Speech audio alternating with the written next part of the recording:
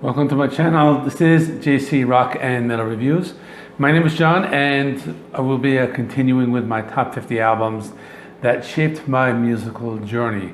But before I begin, if you haven't subscribed, please subscribe. I do rock and metal reviews, rankings, lists, and a lot more. So please give me a sub, hit that like, and you can definitely help out my channel and you will be notified every time I upload a video. So as I am continuing my list, so I am at number 40 and it will be from 40 to 36. So let me get right into it, not waste any time.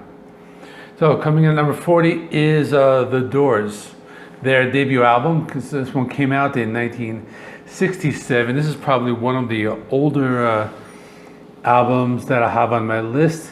And this is probably like my first rock band, I guess you can say.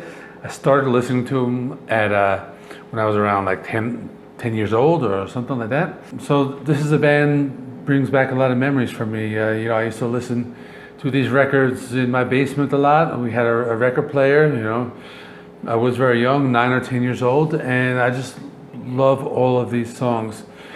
I chose this album in particular. I actually could have chose any of like the Jim Morrison albums. And I probably will have one that's higher that kind of has like more of a special meaning to me. But this one does have a special meaning because I remember one time there was a garage sale around the corner from my house, and I remember going out, and I forget how old I was, maybe 9, 10. I mean, I went out by myself back in the 70s. You know, parents used to just let kids like run out their house and and check out like garage sales where, you know, by themselves. And I found this this album, The Doors, and I asked how much it was, and they said $0.25. You know, back in the good old days, you could buy records for $0.25. And I ran back, asked my mom for $0.25, and I ran back to the garage sale and I bought it. So that's why this album is very special to me. So it's basically a complete, you know, it's a great album. You know, it starts out with Break On Through, you know, Soul Kitchen, The Crystal Ship. That's a really great, like, underrated song. Very melodic, that one. The Alabama song, Whiskey Bar, you know, that just has this like bouncy tune to it. That one's a really great one.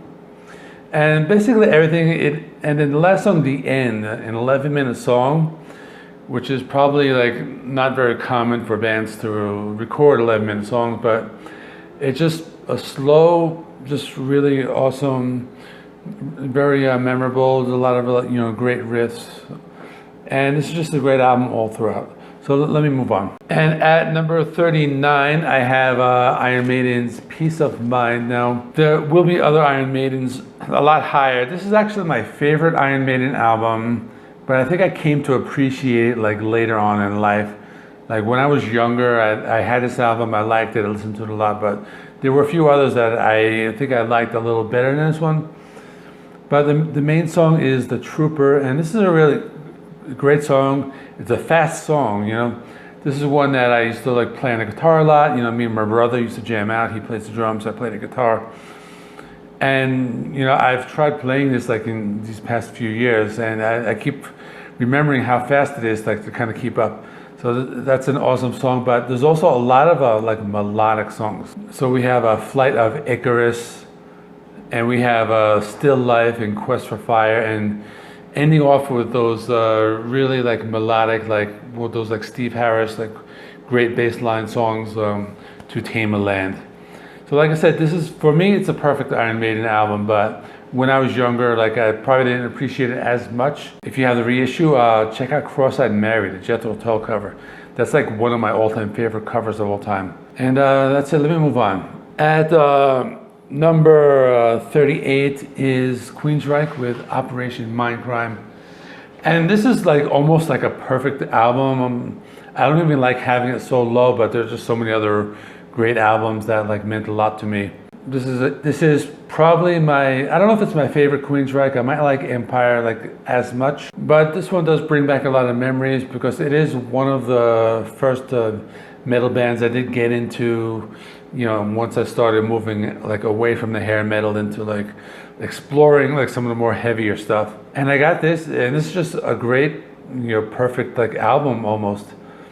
Jeff Tate, he was at the top of his game. I gave this a I listened again today, and I just forgot, like, he changes his vocals like so much, like throughout these songs. Sometimes you almost like think there's like another vocalist, like he's like singing a duet or something. But I mean, he uses like some really great vocals. Like this is probably his like best vocal performance out of like all of his albums, like Queensryche and non-Queensryche. And you know, it just starts out with like a skit. It doesn't even start with a song. You know, it's like, I remember now, I remember how it started. You know, that is just so awesome, going right into Revolution Calling. Just this awesome like melodic lead guitar work. And just every song, one after the other, really great, closing out with Eyes of a Stranger. And like I said, these are like probably some of the best Queensryche songs. And this is probably one of the best concept albums ever, and one of the best progressive metal albums ever. So let me move on. Coming in at number 37 is Anthrax, Among the Living. And Anthrax is a really great band because you think of the big four. You got Metallica, Megadeth, Slayer. They're all California, you know, Bay Area bands. But Anthrax, they were like an East Coast. They were a New York band. So they had a completely different sound because a lot of their sound was influenced by like that hardcore, like punk rock. This album, it's almost like a perfect album again. It's like every song was just all the way through. This is probably my favorite song, you know, Among the Living, Caught in a Mosh, I Am the Law. And the thing is that you have a guitar player like Scott Ian, and he's a really great like thrash metal player. He has these like really crunchy riffs. There's really great like guitar tone. And you know, just really great like style of just like these like really like heavy, you know, thick, crunchy riffs. You got Joey Belladonna, who is kind of more of a singer. Like he can probably be more almost like a power metal singer, but he brought like something new. Like he made this band stand out. They were a lot different than Metallica, a lot different than Slayer. It's just like they had these, the rhythms were different and the melodies were different. Like they had their own style. So that's what I really like about this album. I mean, you can just listen to it all the way through. All the songs are good. I really like actually some of the deeper cuts. Imitation of Life. I really like the clean guitars in that one.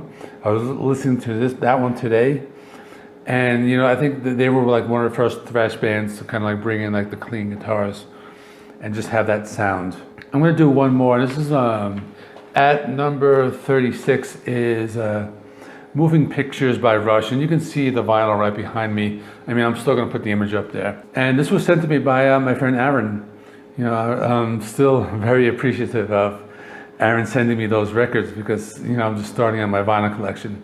And, you know, he knew that I love this because this album it's like their transition. It's like they're ending their 70s period of their like hard, like really proggy rock with the long songs. They're moving into their 80s period where they're just like starting a whole new thing with their keyboards and the synthesizers and their new like different style. And, you know, I know Rush fans like, you know, like they don't like hate like their period. They might like prefer one period or over the other, but you know, Rush fans do appreciate like the 70s and the 80s. And this was like right in the middle, right in 1981.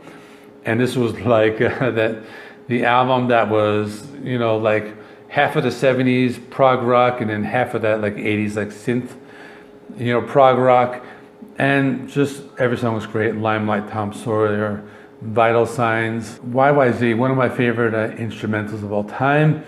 I love playing it on the guitar. It's not very easy to play on the guitar, but you know, if you practice a lot, you can kind of get it down. I really love how they have like the smashing glass right in the middle of it. That just like works. And that is it. So this is my 36. So comment below, let me know what you thought of these albums, and I will be back tomorrow to finish up the countdown. So I will be 35 to 31 tomorrow. So stay tuned, and I'll see you tomorrow.